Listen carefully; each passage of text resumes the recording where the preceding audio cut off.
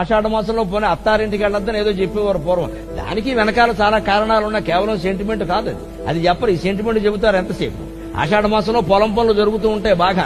అప్పుడు అల్లుడు వెళ్ళి అత్తారింటో కూర్చొని చచ్చిపోతాడు. ఆ మామగారు పొలం వెళ్ళాలకు లేకుండా ఇంట్లో కూర్చోవాలి, పెద్ద కూడా అక్కడే కూర్చోవాలి, వాడికి చాకరీ చేసుకుంటూ నానా బాధ పడతారు. అందుకని ఆషాఢంలో రావద్దని చెప్పారు. పొలం పనులు ముమ్మరంగా ఉంటాయి. రెండోది, ఆషాఢంలో కనుక దంపతులు కలిస్తే వీళ్ళకి సరిగ్గా వైశాఖ మాసం మండు టెండల్లో మే నెలలో ప్రసవిస్తున్న అమ్మాయి ఆసుపత్రులు ఎక్కడున్నాయమ్మో, పురుళ్ళు ఎలా పోయాలమ్మో, చచ్చిపోతారు మంచినీళ్ళు కూడా లేక.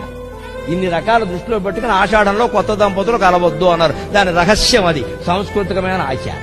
దానిలో సెంటిమెంట్ చేసేసి ఆ ఆషాఢంలో మా వాడు వద్దంటే అత్తారింటికి వెళ్ళాడు, అందుకే వస్తుంటే ప్రమాదం జరిగింది. దానికి దీనికి సంబంధం లేదు. దానివల్ల పెడితే ప్రమాదం జరగదండి. అలా పుట్టమండి ఎప్పుడు ఆచారం.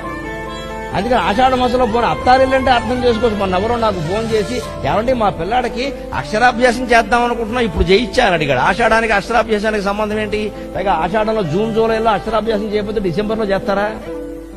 ఆ స్కూల్లో వెయ్యాలా వద్దా? స్కూల్లో వెయ్యాలంటున్నాడు. బాసర పెడతానంటున్నాడు. అంటే బాసర వెళ్ళడానికి కూడా ఆషాఢం మంచిది కాదు. అమ్మవారు అంత దుర్మార్గురాలా? సరస్వతీ దేవుని దర్శించడానికి కూడా ఆషాఢ మాసమే. బాగా పెరిగిపోయిందండి మడ్డి, బుర్రల్లో బాగా పెరిగిపోయింది. ప్రతిదానికి అది పెరిగిపోయింది అంతే. ఈ జాతస్థం నుంచి బయటపడి కాస్త వైజ్ఞానికంగా ఆలోచిస్తే మన ఆచారాలన్నీ ఎంత గొప్పవో అర్థమవుతాయి.